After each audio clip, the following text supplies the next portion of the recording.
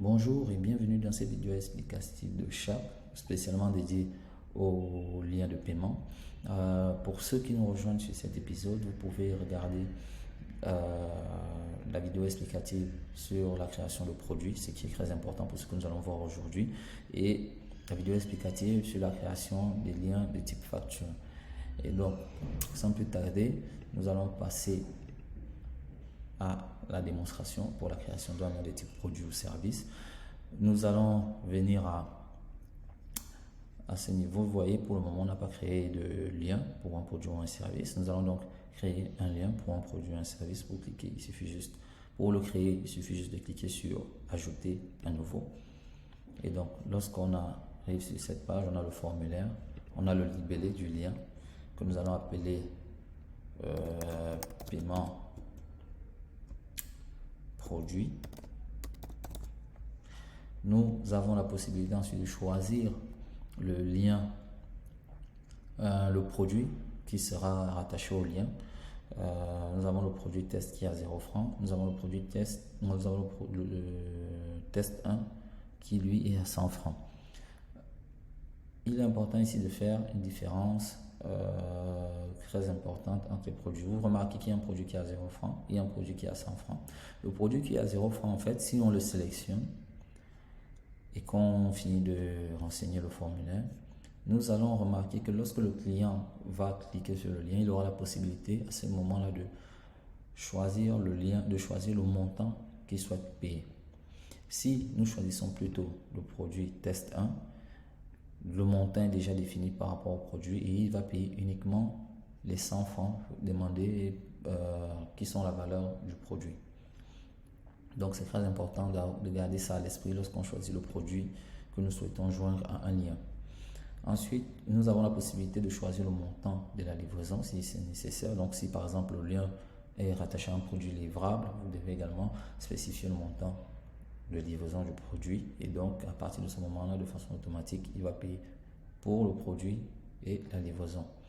Ensuite, nous avons cette zone-là qui représente, on va dire, l'espace partenaire.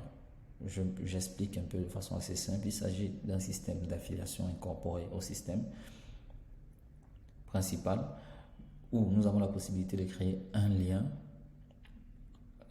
pour un partenaire qui, lui, à travers son lien, aura des dividendes qui lui seront reversés de façon automatique.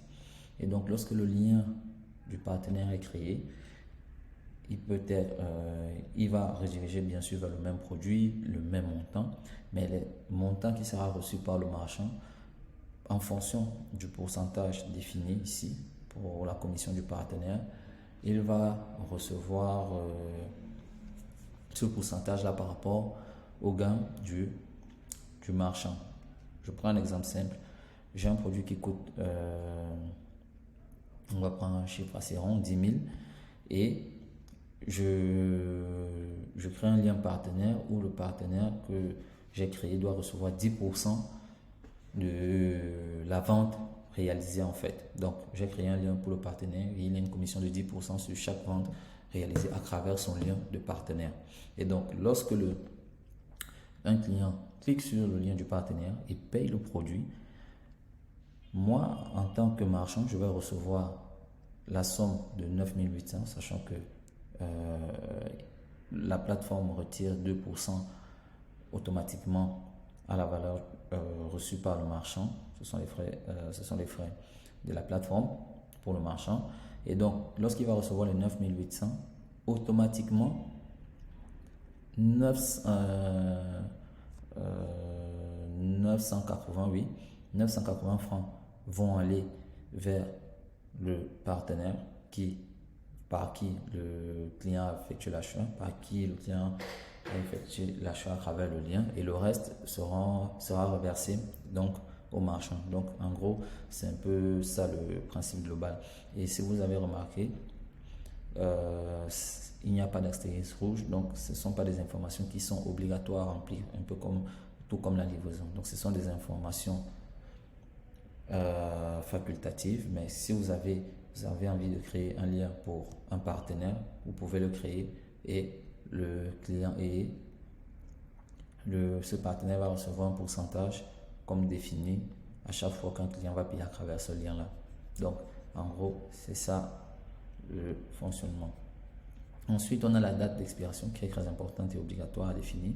En fait, elle définit la date de validité du lien. Donc, vous pouvez décider qu'un lien n'est valide que 2 jours, 3 jours, ou sur 5 ans, 20 ans.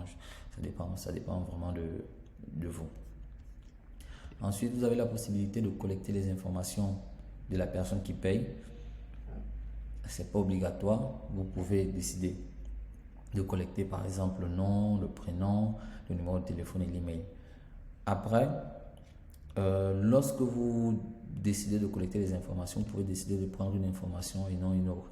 Mais ce qu'il faut également savoir, c'est que lorsque vous décidez que le client de collecter une information, donc par exemple, vous décidez de prendre le nom et le prénom, par exemple, le client aura l'obligation de donner ces informations-là. Donc, si vous souhaitez ne pas prendre d'informations, vous devez complètement décocher. Et si vous décidez de prendre une information, quelle que soit l'information, elle sera obligatoire pour le client. Et donc, après, pour le reste des informations, donc l'info email, le lien pour info, le copie email, c'est pas encore, on va dire, c'est pas encore nécessaire pour vous pour le moment. Donc, vous pouvez juste vous contenter de remplir ces informations-là et ensuite, vous avez la possibilité de créer le lien en cliquant sur le bouton créer le lien comme ceci. Vous pouvez donc télécharger le QR code et vous pouvez cliquer sur le lien vous pouvez copier le lien tout simplement ici, envoyer par mail, envoyer par WhatsApp, Twitter, Facebook. Vous pouvez visualiser déjà à quoi ressemble le résultat pour le client en cliquant directement dessus.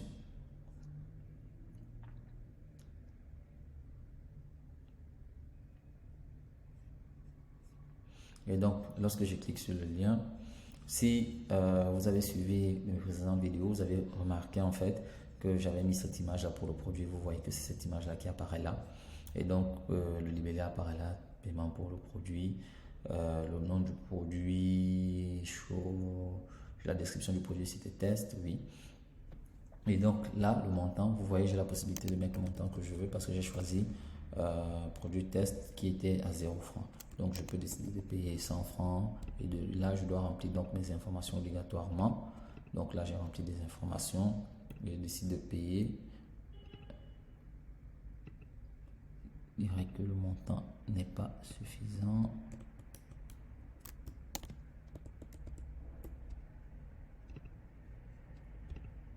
Ok. Et donc, là, j'ai mis le bon montant et donc, ça apparaît. Et je suis redirigé là, je choisis le moyen de paiement et je peux continuer tranquillement mes opérations pour effectuer le paiement. Donc, pour le lien de paiement pour un produit ou un service, voilà un exemple. On a fait un exemple avec un produit à 0. Donc, je vais réinitialiser le formulaire et faire le test pour un produit à valeur fixe. Donc, je mets lien produit 2, par exemple, comme ça. Pas de produit, pas de partenaire, date d'expiration, bon, on va mettre le 4 novembre et je ne prends pas les informations. Donc, je crée le lien, il est créé, j'ai le QR code que je peux télécharger et j'ai le lien, toujours les mêmes informations et on va voir ce que ça donne.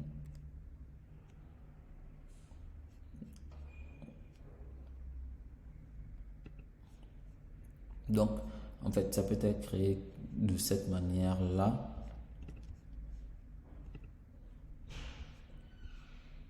Donc, ça peut être créé de cette manière-là et partagé automatiquement. Donc, pour les liens, donc on va juste actualiser. Hein. Et donc, on va voir que nos liens qui ont été créés apparaissent là. Et donc, après, on a la possibilité de modifier le lien plus tard. On peut le modifier le lien, on peut l'annuler, on peut l'ouvrir pour voir à quoi il ressemble. On peut copier le lien et je télécharger ou réafficher le QR code de cette manière-là. Donc, voilà pour la création de liens pour un produit ou pour un service. N'hésitez pas donc à poser des questions en commentaire ou à nous contacter directement pour si vous avez plus de questions sur cet aspect-là. Et donc je vous dis merci d'avoir suivi cette vidéo et rendez-vous sur la prochaine vidéo où on verra comment créer des liens pour un catalogue de produits ou de services.